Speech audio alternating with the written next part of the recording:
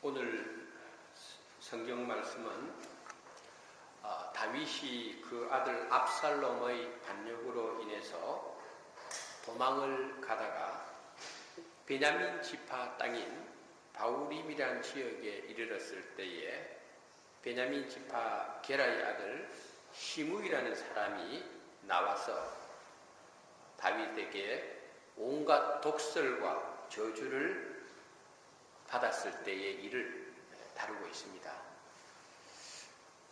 사람은 누구나 살아가다 보면은 다른 사람으로부터 좋은 이야기 듣고 싶지요. 좋은 평가 듣고 싶지요. 누구나 다 이런 본능을 가지고 있습니다. 그러나 때때로 저를 포함해서 우리 모두는 다른 사람으로부터 말도 되지 않는 오해를 받기도 하고 인격적인 모독을 당하기도 하는 경우가 있습니다. 그럴 때 얼마나 마음이 아프고 얼마나 마음이 괴롭습니까? 자기를 변호하고 싶기도 한 것이 사람의 본능입니다.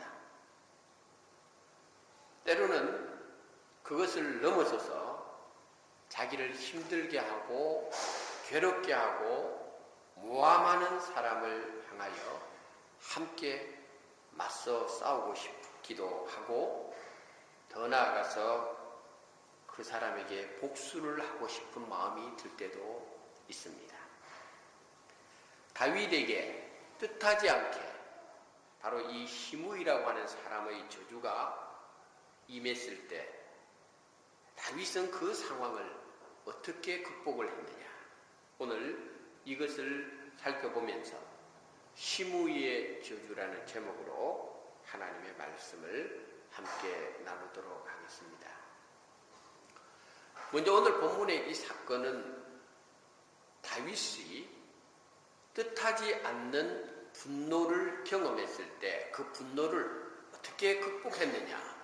시므이의 그 독설과 그 저주를 받았을 때에 다윗이 그것을 어떻게 극복했느냐?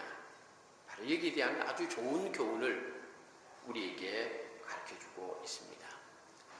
우리는 살아가면서 생활 속에서 분노를 경험할 때가 종종 있습니다. 설교를 준비하면서 저도 지난 한 2주간을 돌이켜보니까 분노로 인해서 마음이 힘들었던 때가 있었던 것을 알게 되었습니다. 우리는 종종 일이 잘 풀리지 않을 때 분노를 경험합니다. 우리는 종종 다른 사람과의 관계가 원만하지 못할 때 분노를 경험합니다. 우리는 때로는 세상 돌아가는 것이 내 마음에 들지 않을 때 우리는 분노를 표출하기도 합니다.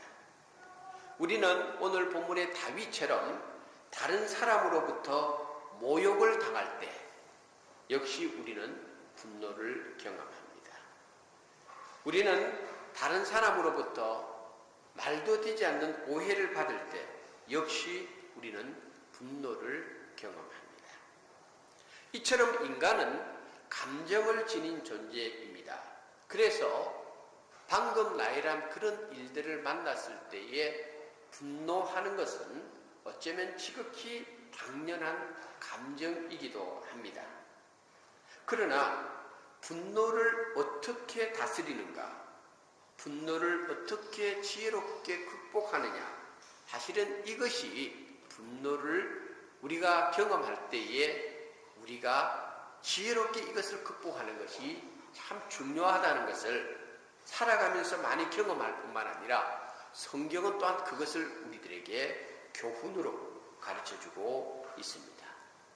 에베소서 4장 26절에 보니까 분을 내어도 죄를 짓지 말라 이렇게 성경은 가르칩니다.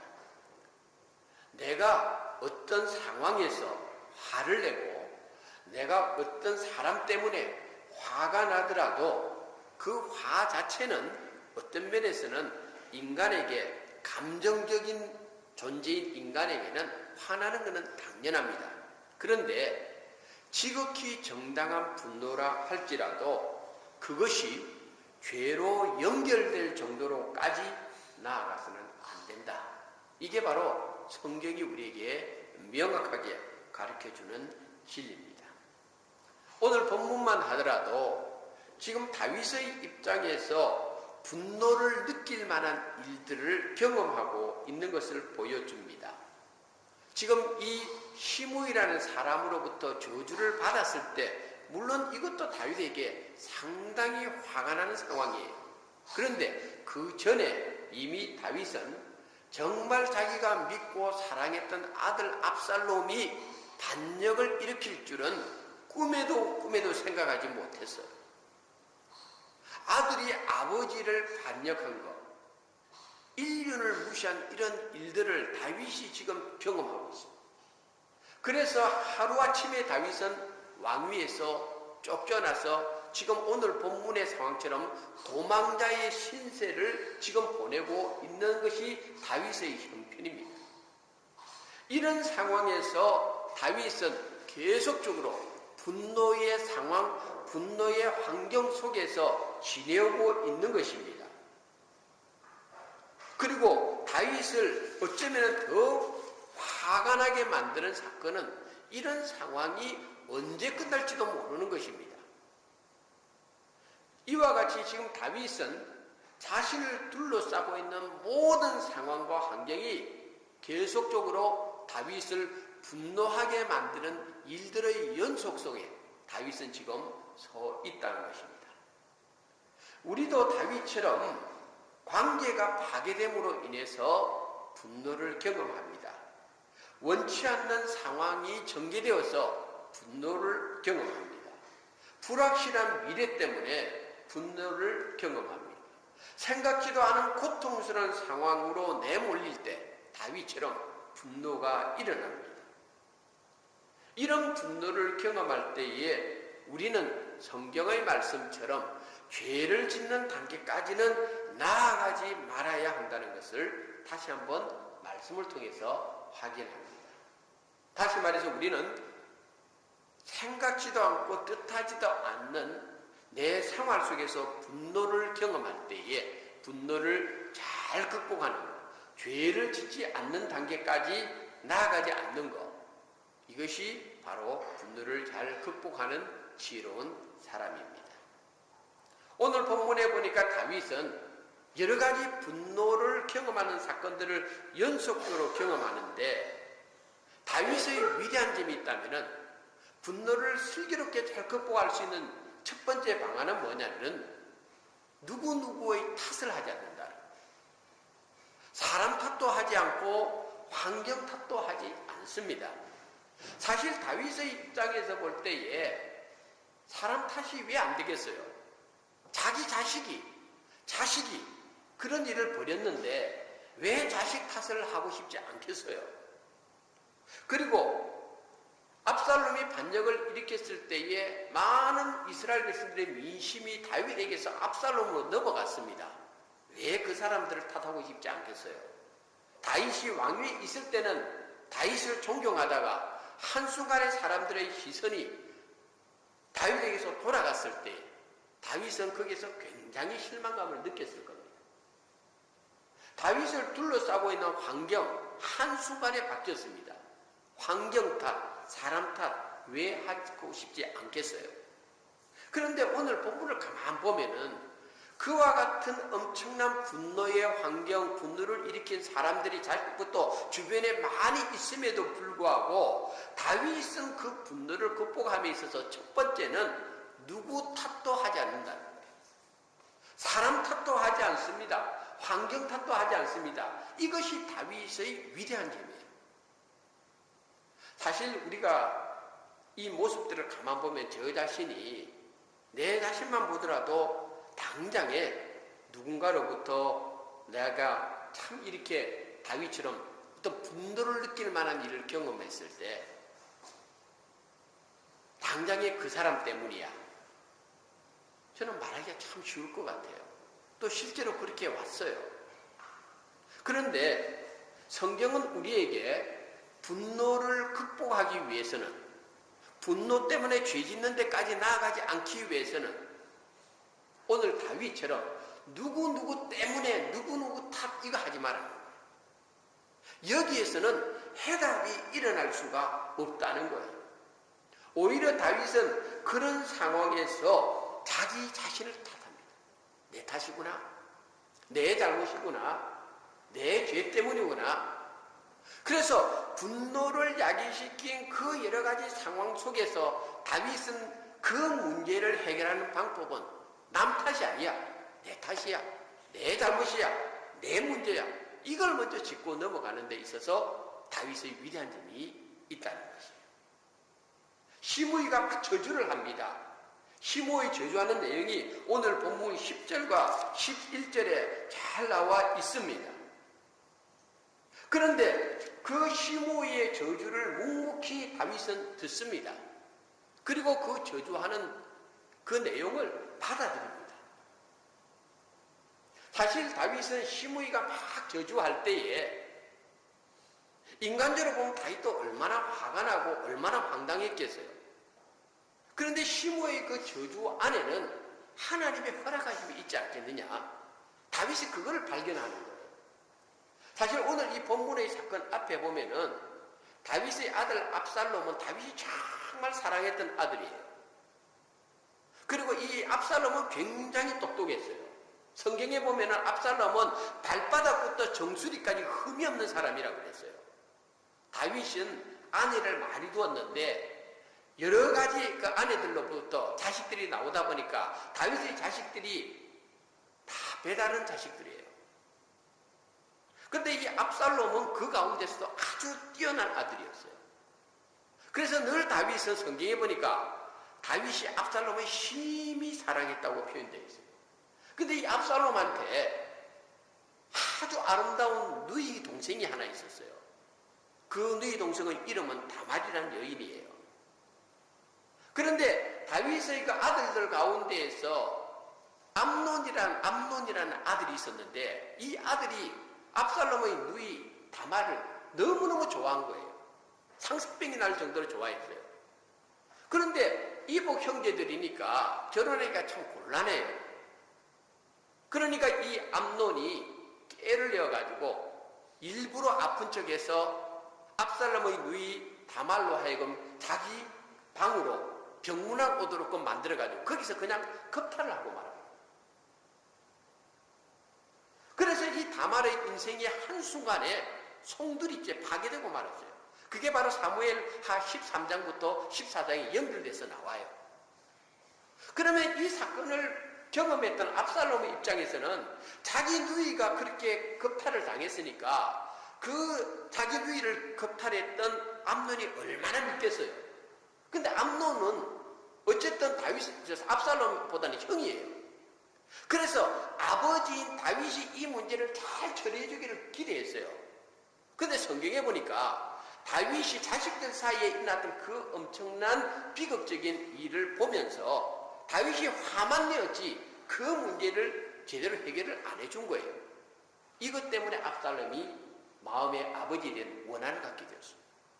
그래서 이 압살롬이 2년 후에 잔치를 하나 벌려가지고 거기에 암논을 초대해가지고 자기 종들로 하여금 암논이 술에 취했을 때에 죽여버리라 해가지고 죽여버린 거예요.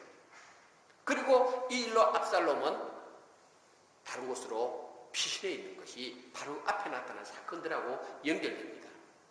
그러므로 이런 일련의 사건을 어쨌든 다윗이 쭉 지켜보면서 시므이가 자기를 저주하고 압살롬이 반역을 일으켜서 자기를 쫓아내고 하는 이 모든 일들은 결국은 아버지로서 자기가 그 일을 적절하게 대응하지 못한 자기 탓이었구나. 이걸 알았다. 그러므로 뒤에 듣기로는 저주가 괴롭죠. 눈으로 지금 보는 시므이의 저주가 괴롭죠. 그러나 다윗은 그 저주 속에서 자기 자신을 발견하는 거예요. 내가 잘못한 것이 있었지. 내가 잘못한 행동이 있었지. 그래서 내가 지금 이런 일을 겪는구나. 여기에 분노를 잘 극복할 수 있는 지혜로움이 있다는 거예요. 우리는 많은 경우 내 삶 속에서 나를 분노케 하는 일을 만났고 어떤 사람이 있을 때요, 일단은 그 환경이나 사람을 탓하는 거예요. 그런데 거기에서는 저주로 인한 분노, 그 분노를 극복할 수 있는 일은 거기에서는 일어나지 않습니다. 잠언 16장 32절에 보니까 자기 마음을 다스리는 자는 성을 빼앗는 자보다 낫다 그랬습니다.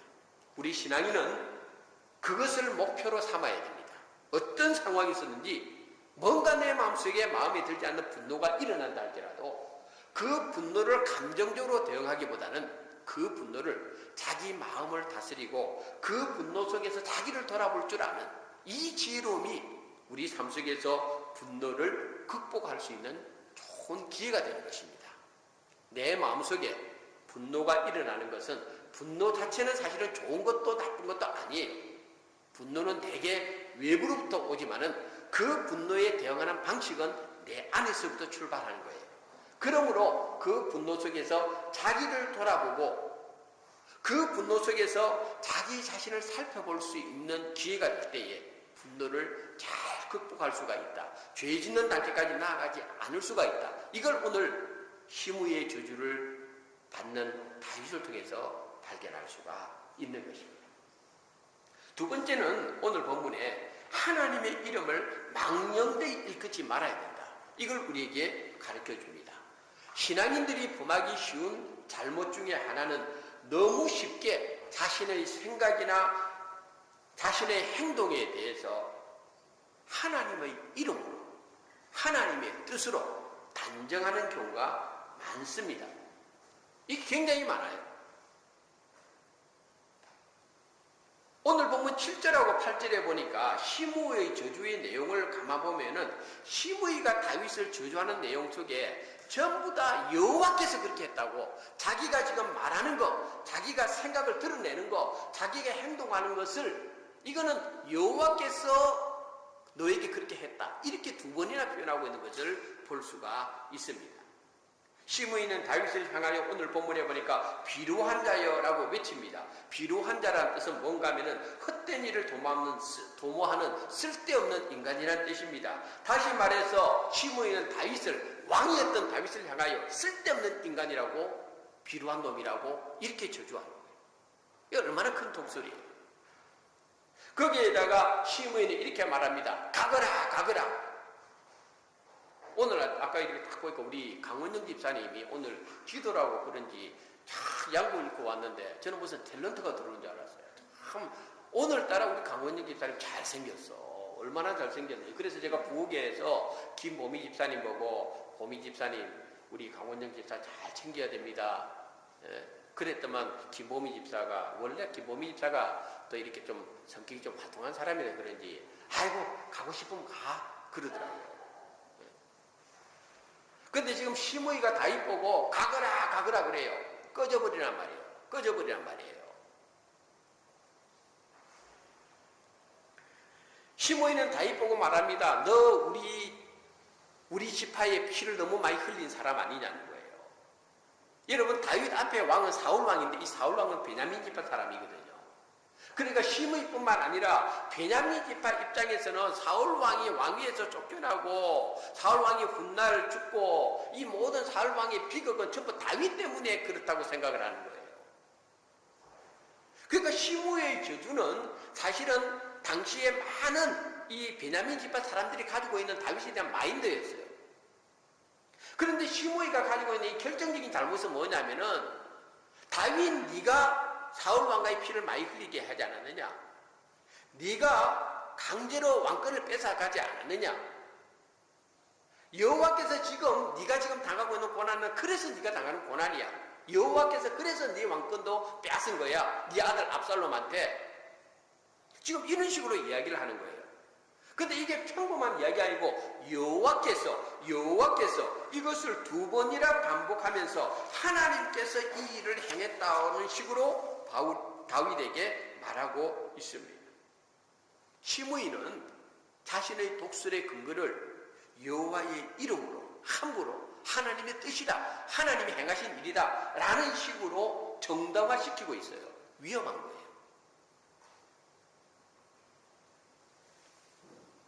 우리가 알아야 되는 거는요. 그래서 여호와의 이름을 망령되 일컫지 말라는 거예요. 하나님의 이름으로 함부로 말해서는 안 되는 거예요. 결국 훗날 다윗이 쿠데타가 진압이 되고 왕권에 복귀되었을 때에 이 시므이가 1000명의 군사를 이끌고 다윗 왕에게 투항을 합니다. 잘못했습니다. 그때 다윗은 이 시므이를 용서해 줍니다. 그러나 다윗 뒤에 솔로몬 왕이 왕권을 잡고 나서 이 시므이는 완전히 또 망하고 맙니다. 왜 그런 줄 아세요? 단순한 보복이 아니에요. 이게. 하나님의 이름을 정당화시키고 하나님의 이름을 자기의 행동을 정당화시키는 방편으로 사악하게 이용한 자의 말로예요.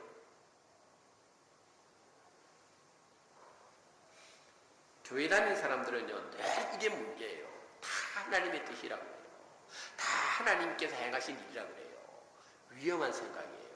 하나님의 뜻이 어떻게, 하나님의 뜻은 한 가지예요. 왜 이 사람에게도 하나님 뜻, 저 사람에게도 하나님 뜻, 다 서로 다른 행동을 하면서, 다른 생각을 하면서, 다른 말을 하면서, 그게 꼭 하나님을 거기에다가 결부시킨다는 거예요. 잘못된 거예요. 시므이가 그것 때문에 다윗은 시므이를 용서했지만 하나님이 용서하지 않는다. 왜냐하면은 사울 왕을 폐위시킨 것도 하나님이시지 다윗이 아니에요. 다윗이 자기가 왕이 되고 싶다고 한 것도 아니에요. 하나님이 세우신 거예요. 모든 것은 하나님이 다 주관한 것이거든. 근데 시므이는 그렇게 생각하지 않고 있다는 것을 오늘 시므의 저주를 통해서 발견할 수가 있습니다. 마지막으로 하나님의 선한 승리를 믿었습니다. 다윗은 시므의 저주를 막 받으면서 참 어떤 면에서는 다윗은 침묵을 하고 있었어요. 그런데 오늘 본문 9절에 보니까 다윗의 호위 장수였던 아비새가 다윗에게 이렇게 말합니다. 저 죽은 개 같은 인간이 왕을 저주하는데 가만 놔두겠습니까? 제가 그의 목을 치겠습니다. 아비새가 이렇게 말합니다. 사실은 어떻게 보면은 시므이도 이게 대단한 사람이에요. 어떻게 자기 생명을 내걸고 지금 다윗을 저주하는 거예요. 어떤 목사님이 그럽디다. 우리가 살아가면서 믿음 생활할 때에 믿음도 좋고 의리도 좋으면 참 제일 좋은 교훈이라고. 근데 믿음 없으면 의리라도 있으라고 그런 이야기를 하더라고. 근데 믿음도 없고 의리도 없는 인간들 참 문제라는 거예요. 저는 우리 교회들 가만 보면은 믿음도 있고 의리도 있는 것 같아 보니까.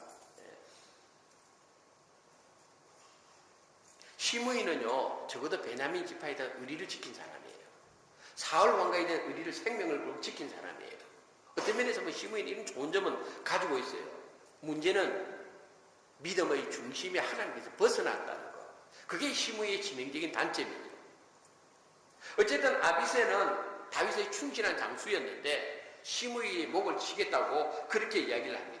그랬더니 오늘 본문 10절에 보니까 다윗이 이렇게 말합니다. 내가 너희와 무슨 상관이 있느냐? 이렇게 말합니다. 우리말 번역이 좀 그렇는데요. 아비새가 시므이의 목을 치려고 할 때에 다윗은 내가 너희와 무슨 상관이 있느냐? 다시 말해서 내 생각은 당신 생각하고 틀려. 죽이지 마. 능히 시므이를 죽일 수도 있는 상황입니다. 또 죽였다고 해서 비난을 받을 일도 아닙니다. 그런데 하나님께 다윗은 맡깁니다. 여기에 다윗의 위대한 점이 있습니다. 사람이 무엇을 어떻게 하기를 바라는 것, 사람이 무엇을 어떻게 해주기를 바라는 것은 신앙인의 선택이 아닙니다. 이걸 알아야 됩니다. 우리는 항상 이 사람 위주로 뭔가를 하려고 그래요. 사람 위주로 뭔가 돌리려고 그래요. 위험한 생각이에요. 다윗은 자기가 생명의 위협을 받으면서도 자기를 죽이려는 사울 왕을 자기가 죽일 수 있는 기회가 2번이나 있었어도 다윗은 하지 않았습니다. 자기도 하지 않았고 자기 밑에 있는 부하도 그 일을 하도록 하지 않았습니다. 하나님께 맡긴 거예요. 여러분 이게 참 중요한 거예요. 결국은 하나님께서 행하시는 것, 결국은 하나님께서 움직이게 하는 것, 이게 가장 좋은 해결책이고 다윗은 위기 속에서 항상 그것을 염두에 두었어요.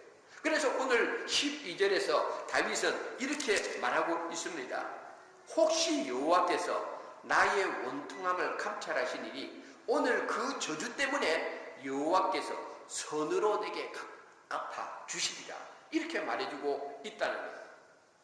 우리는 많은 경우 눈에 보이는 대로 행하려고 합니다. 눈에 보이는 것을 가지고 판단하려고 합니다. 오늘 본문의 시므이처럼 말입니다. 우리는 늘 자기 입장에서만 무엇이든지 생각하려고 말합니다. 시므이처럼 말입니다. 시므의 입장에서 어떤 면에서 그의 저주는 합당한 듯 보입니다. 그러나 우리가 놓쳐서 안 되는 것은 과연 베냐민 지파 사람들의 의식이 문제가 아니고 시므의 이야기가 아니고 그 상황을 하나님은 어떻게 보시느냐, 이게 중요하다는 거예요. 하나님은 결코 시므이가 옳다고 말하지 않습니다. 그러나 시므의 입장에서는 베냐민 지파 사람 편에서 보면 시므이는 옳은 사람처럼 보입니다. 그러나 하나님은 노라고 했습니다. 하나님의 관점이 있다는 것을 우리는 알아야 됩니다. 눈에 보이는 세상은 눈에 보이지 않는 세상의 지배를 꼭 받게 되어 있습니다. 저와 여러분들이 훈련하는 것은 뭐냐면은, 신앙생활의 훈련은 뭔가 하면은 눈에 보이는 대로 행하는 거 아니다 이 말이에요. 눈에 보이는 대로 움직여서는 안 되는 거예요. 왜? 눈에 보이는 세상은 눈에 보이지 않는 세상의 지배를 받게 되어 있어요. 이게 뭡니까? 영적인 세계예요. 영적인 세계에는 선과 악이 있어요. 이 영적인 세계 선악에 따라서 눈에 보이는 세상의 모든 일들이 영향을 받는 거예요. 그런데 우리는 눈에 보이지 않는 그 세계를 인정을 하면서도 우리의 생각이나 행동은 항상 눈에 보이는 세상에 고정되어 있다. 이게 잘못된 거예요. 다윗은 눈에 보이는 시므의 저주, 눈에 보이는 상황의 판단 따라간 사람이 아니었어요. 눈에 보이지 않지만은 살아계시는 하나님, 그 하나님이 자기를 주관하고 있고 상황을 주관하고 있다는 걸 알았다는 거예요. 그래서 눈에 보이는 사람들의 생각대로 따라가지 않고 눈에 보이지 않지만은 확실히 역사하시고 이끄시는 그 하나님께 자신의 모든 문제를 맡겨버립니다. 그게 다윗의 위대한 점이 여기에 있는 거예요. 여러분 창세기에 보면은 창세기 13장에 아브라함과 그의 조카 롯이 소유가 많아가지고 헤어져야 될 때가 있잖아요. 그때에 아브라함의 조카 롯은 눈에 보이는 것을 쫓아갔어요.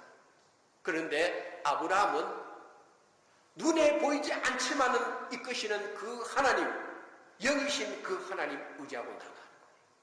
결과가 틀리잖아요. 조카 롯은 소돔과 고모라의 그 심판의 멸망길에 섰지만은 아브라함은 믿음의 조상이 되고 아브라함은 축복된 사람으로 메시아의 계보의 출발점을 이루는 하나님의 선택을 받게 돼요. 그러므로 저와 여러분은 이 땅에 살면서 하나님의 섭리를 인정하고 살아야 돼요. 내가 뭘 할 수 있다고 천만의 말씀입니다. 내가 뭘 이룰 수 있다고 천만의 말씀입니다.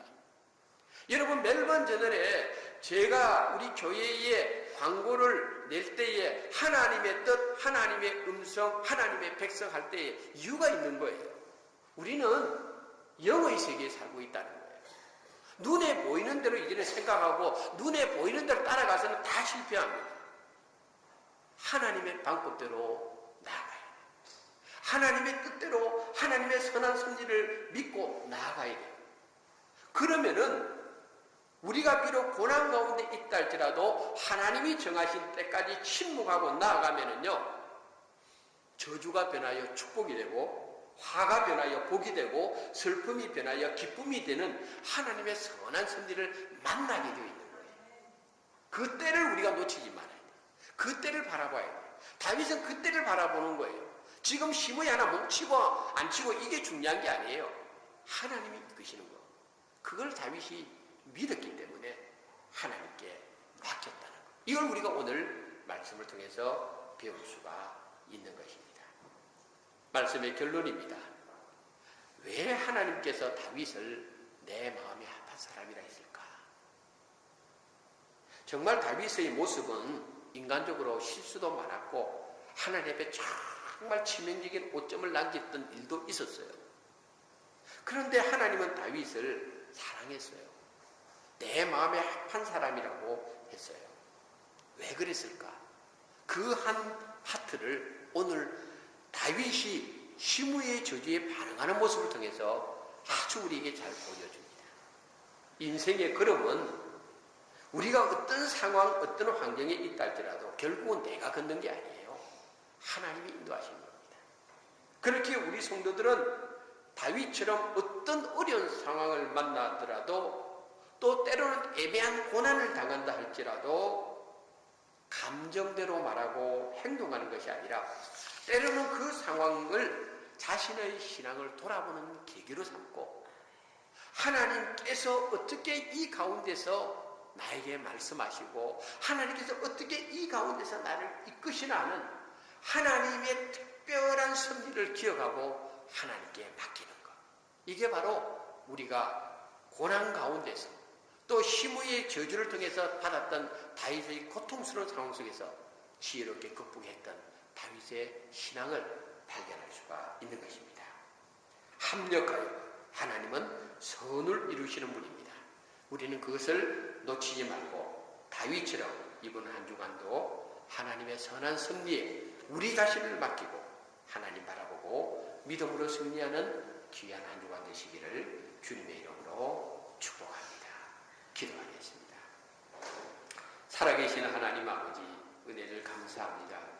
저희들 많이 부족한데 그래도 오늘 귀한 말씀을 우리에게 허락해 주시니 감사합니다. 눈에 보이는 세상은 눈에 보이지 않는 영적 실체 속에 지배를 받는 것을 봅니다. 하나님 아버지 다윗은 항상 선하신 하나님의 인도하심을 믿었고 선하신 하나님의 섭리하심을 고백했습니다. 때로는 고난의 현장의 한복판에 있더라도 이 믿음과 이 원칙에서 벗어나지 않았던 이 다윗을 향하여 하나님은 내 마음에 합한 자라고 했습니다. 사사로이 말하고 사사로이 우리 인간적인 생각과 인간적인 행동에 우리 자신을 맡기는 것이 아니라 철저하게 하나님이 이끄시는 것을 기억하고 하나님이 행동하는 것을 기억하고 하나님의 섭리 가운데 있다는 걸 기억하고 겸손히 하루하루 주님만 바라볼 수 있는 믿음 저희들에게 허락하여 주옵소서. 예수님의 거룩하신 이름으로 기도드립니다.